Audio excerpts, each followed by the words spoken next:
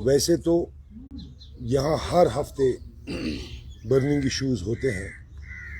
آج ہم یہ پچھلے ہفتے کے جو برننگ ایشوز ہیں ان پر تھوڑی روشنی ڈالیں گے. اس میں سب سے پہلے آپ نے دیکھا ایک بہت بڑی کنٹروورسی جو یہاں جموں کشمیر میں آئی ہے وہ پراپرٹی ٹیکس کے حوالے سے آئی ہے. اور اس میں ایل جی صاحب نے ایک تفصیلاً ایک بیان دیا اور جسٹیفائی کیا کہ یہ پراپرٹی ٹیکس جو ہے یہ ہندوستان کے ہر اسٹیٹ میں لگتا ہے اور جموں کشمیر میں بھی یہ لاگو ہوگا، اور اس کی جو رقم ہے پراپرٹی ٹیکس کی یہ compare to other states of the country بہت منیمل رکھی گئی ہے. لہٰذا اپنی جوازیت پیش کرتے ہوئے انہوں نے اس کے پیچھے یہ دلیل دی ہے. لیکن میں آپ کی وسادت سے ان کو بھی اور عام لوگوں کو بھی یہ بتانا چاہتا ہوں کہ آپ کو اس کے پیچھے کا جو منظر ہے اس کو بھولنا نہیں چاہیے. جموں کشمیر کے لوگ آپ نے دیکھا کتنا احتجاج انہوں نے کیا اس بات پر، اس پراپرٹی ٹیکس پر، اس لیے نہیں کہ یہ ناجائز ہے مگر اس لیے یہ وقت موزون نہیں ہے. پراپرٹی ٹیکس لگانے کا وقت موزون اس لیے نہیں ہے. آپ سب کو معلوم ہے پچھلے 30-35 سالوں سے جس دور سے جموں اور کشمیر گزرا ہے اس دور میں سب سے زیادہ نقصان اگر کسی چیز کو پہنچا ہے تو وہ یہاں کی معیشت کو پہنچا ہے. میں آپ کو یاد دلاؤں 1990 سے لے کر 1996 تک آپ ہی بھائیوں کے اخباروں میں اور میڈیا میں یہ خبر واضح ہے کہ ان 6 سالوں میں 1350 دن جموں اینڈ کشمیر میں ہڑتال رہی ہے. اس کے بعد آپ آگے چلیے تو 2008 سے سلسلہ چالو ہے. 8 کا امرناتھ لینڈ رو، 9 کا آسیہ نیلوفر کیس، 10 کا طفیل متو، 16 کا برہان وانی، 14 کا سیلاب اور 19 کا ایبریگیشن. یہ ایسے واقعات رہے ہیں جس سے جموں کشمیر میں مسلسل 8-8 مہینے 6-6 مہینے ساری کمرشل ایکٹیویٹیز بند رہی ہیں. یہ کھلی بات ہے، ہر ایک کو معلوم ہے. اور اس کا امپیکٹ جو اکانومی پر اور معیشت پر پڑتا ہے یہ تو بہت آبویس ہے، اس کو ہم کو بتانے کی ضرورت نہیں ہے.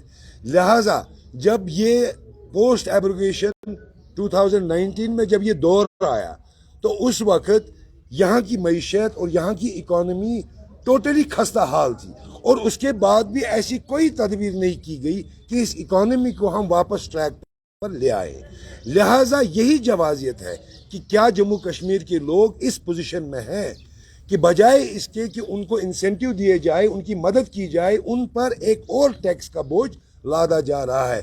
تبھی آپ دیکھ رہے ہیں سارے جموں کشمیر میں اس کے خلاف احتجاج ہے. یہ احتجاج بلا جواز نہیں ہے. مجھے امید ہے میں نے مختصراً جو آپ کو اس کا جواز دے دیا یہ کیوں غلط ہے، یہ کافی ہے آپ لوگوں کے لیے، ہمارے گورنر صاحب کے لیے اور تمام ہندوستان کے لیے کہ یہ ٹیکس جو ہے پراپرٹی ٹیکس یہ اس وقت لگانا جموں کشمیر میں جائز نہیں ہے، غلط ہے، غیر اخلاقی ہے، غیر ضروری ہے اور ایک ایکسٹرا دباؤ ہے جموں کشمیر کے لوگوں کے اوپر. اس کے بعد جو دوسرا برننگ ایشو ہم نے یہاں دیکھا وہ ہم نے اسٹوڈنٹس کا دیکھا، یوتھ کا دیکھا. یہ تو میں نے آپ کو اکانومی کی بات کی. اب ہم گورنمنٹ امپلائمنٹ پر آئیں گے. آپ نے دیکھا ان 3 سالوں میں 3 سلیکشن لسٹ جو ہے گورنمنٹ نے سکریپ کی اس پریٹیکسٹ پر کہ ان میں سکیم ہے. آپ اندازہ لگائیے وہ اسٹوڈنٹس جنہوں نے محنت کی، جنہوں نے امتحان میں اپیئر کیا اور پھر سلیکٹ ہو گئے، اس میں کتنی محنت لگتی ہے. اور ان کی اب امپلائمنٹ ریکروٹمنٹ ہونے والی تھی اور یہ کینسل کیا گیا اس وجہ سے کیونکہ اس میں ایک سکیم ہے. تو ان کا فیوچر داؤ پہ لگ گیا، ریکروٹمنٹ نہیں ہوئی، امپلائمنٹ نہیں ہوئی، ان کا فیوچر داؤ پہ لگ گیا. اور اب اگر یہ سکیم کی ہی وجہ سے انہوں نے کینسل کیے ہیں، چلیے 5 منٹ کے لیے لیٹ اس ایزیوم، تو پھر آج گورنمنٹ کیوں ایک بڑا سکیم خود اون کر رہی ہے ایپ ٹیک کی صورت میں؟ یہ تو کرنے سے پہلے ہی ایک سکیم ہے. یہ تو ایک وہ کمپنی ہے جو آلریڈی بلیک لسٹڈ ہے. یہ تو ایک وہ کمپنی ہے جس کو باقی سٹیٹس میں بین کیا ہے. اگر اسی پریٹیکسٹ پہ آپ 3 سلیکشن لسٹ کالعدم کرتے ہیں تو آپ ایک نئے سکیم کی تیاری خود کر رہے ہیں اور ان کا حال بھی یہی ہوگا. اور سننے میں آیا ہے کہ اس ایپٹیک کا آنا ایک کوئنسیڈنس نہیں ہے، یہ ایپٹیک کا آنا ایک سوچی سمجھی ایک سکیم ہے. یہ بذات خود in it self is a big corruption case. اور سننے میں یہ بھی آیا ہے اس میں بہت اعلیٰ ٹاپ لیول بیوروکریٹس انوالوڈ ہے. کچھ تو یہ ریاست چھوڑ کے بھی چلے گئے, میں نام نہیں لینا چاہتا ہوں, بٹ یہ رپورٹس ہیں. تو یہ اتنا برننگ ایشو ہے ہمارے یوتھ کے ساتھ, اور ریکروٹمنٹ کے حوالے سے اور ان کے فیوچر کے حوالے سے. جو ٹائم نکل گیا, جو لسٹ کینسل ہوا, اب کیا وہی اسٹوڈنٹ اگین اس امتحان میں جب بھی وہ کنڈکٹ کیا جائے گا, کیا ان کی کوئی ایج ریسٹرکشن تو نہیں ہوگی کہ اب وہ ایلیجیبل ہی نہیں ہوں گے؟ So this is like spoiling their entire future. اور تیسرا برننگ ایشو جو ہے, جو آپ نے دیکھا ہبا کدل میں, باقی ایریاز میں, اسمارٹ میٹر کے بہانے سے لوگوں کو اندھیرے میں رکھا جاتا ہے. Again this is connected to our economy, جس کی میں نے آپ کو ایک چھوٹی موٹی وضاحت کی. کیا جموں کشمیر کے لوگ اس صورت, اس کیپیسٹی میں ہیں کہ جو 400 روپیہ پر منتھ فیس دیتے تھے, ان سے اسمارٹ میٹر لگانے کے بعد 2000, 2500, 3000 کا فیس دیا جائے؟ Are they in a position to do this? یہ اس وقت گورنمنٹ کی پالیسی کیا ہے, کس اور بڑھ رہی ہے, یہ ہماری سمجھ سے باہر ہے. اس پراپرٹی ٹیکس پر جو ہے Jammu Kashmir, Jammu chamber of commerce نے, میں اخبار میں پڑھ رہا تھا کہ انہوں نے کل 11 کو ہڑتال کا, شاید بند کا انہوں نے کال دیا ہے. تو میں اپنے یہاں کشمیر میں جو بھی ٹریڈ باڈیز ہیں, میں ان سے گزارش کرتا ہوں کہ وہ بھی اس کال کا سپورٹ کریں, وہ بھی ان کے ساتھ ہاتھ ملائے, کیونکہ یہ ایک ایشو ہم سب کا ہے, جموں کے لوگوں کا, کشمیر کے لوگوں کا. We should support the call and the efforts made by Jammu people in this regard. ہمارا ان کے لیے فل سپورٹ ہونا چاہیے. اور اس کو وائنڈ اپ کرنے کے لیے میں آپ سے ایک خاص انفارمیشن شیئر کرنا چاہتا ہوں.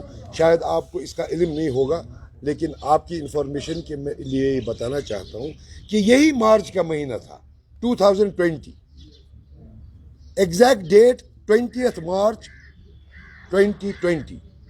ہمارے جو ہوم منسٹر ہیں ملک کے, انہوں نے جموں کشمیر کے لوگوں کے ساتھ ایک کمٹمنٹ کی.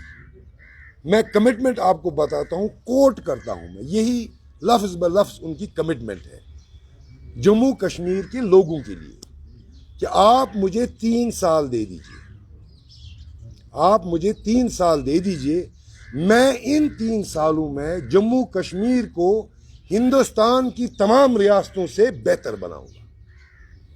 میں ہوم منسٹر صاحب سے آپ کی وسادت سے یہ کہنا چاہتا ہوں کہ آج 3 سال مکمل ہو گئے, اور جس طرح کل آنریبل لیفٹیننٹ گورنر صاحب نے ان 3 سالوں کی اچیومنٹ کا لسٹ میڈیا کے سامنے رکھا, ہم نے بھی ایک چھوٹا سا لسٹ تیار کیا ہے. آپ کو سب معلوم ہے, میں ایک ایک پوائنٹ بتا دوں گا. لسٹ میں سب سے پہلا ہماری انڈسٹریل پالیسی, جس میں جو ایگزسٹنگ انڈسٹری تھی ان کو تمام انسینٹیو سے سبکدوش کیا گیا, اور انسینٹیو صرف نئی سرمایہ کاری پر دی گئی. دوسرا آرڈر کہ جو بھی پرائس پریفرنس یہاں کے ٹھیکیداروں کو اور یہاں کے تاجروں کو جموں کشمیر کی گورنمنٹ نے دی تھی, اس کو ختم کر دیا گیا. اب ہندوستان کا کوئی آدمی یہاں کی پروکیورمنٹ, یہاں کے ٹینڈرز میں حصہ لے سکتا ہے. ایسا لسٹ بہت لمبا ہے, کتنے آرڈر, جس سے یہاں امپلائمنٹ بڑھی, جس سے یہاں ان امپلائمنٹ بڑھی, جس سے یہاں بے روزگاری بڑھی. 36% پر ہماری ان امپلائمنٹ ہے, اور ہر ہفتہ آپ دیکھتے ہیں کہ لوگ سڑکوں پر ایک پریٹیکسٹ پر یا دوسرے پریٹیکسٹ پر ہوتے ہیں, چاہے وہ مسلمان ہو, چاہے وہ ہندو ہو, چاہے وہ کشمیری پنڈت ہو, ہر ایک کا احتجاج چالو ہے. میرا ہوم منسٹر صاحب سے یہ ریکویسٹ ہے کہ ضرور ان کے ہی منتخب کردہ عہدیداران, حکمران یہاں پر ہے, یہ ساری ایڈمنسٹریشن ضرور اس میں دخل آنریبل ہوم منسٹر صاحب کا ہوگا. لیکن میں ان سے یہ کہنا چاہتا ہوں کہ مجھے افسوس ہے کہ اس ایڈمنسٹریشن نے ان کی اس کمٹمنٹ کو ان 3 سالوں میں یہاں پورا نہیں کیا. فیل ہو گئے یہ وہ کمٹمنٹ پورا کرنے میں جو ہوم منسٹر صاحب نے جموں کشمیر کے لوگوں کے ساتھ کی تھی. لہٰذا میری اپیل ہے ہوم منسٹر صاحب سے کہ ان کو اس بات پر فیصلہ لینا ہوگا.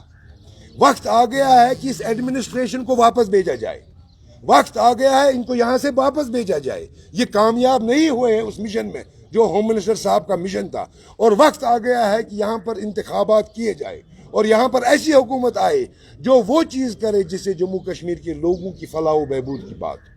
یہی میسج مجھے ان کو بھی دینا تھا. بہت بہت شکریہ. I am very thankful to all of you.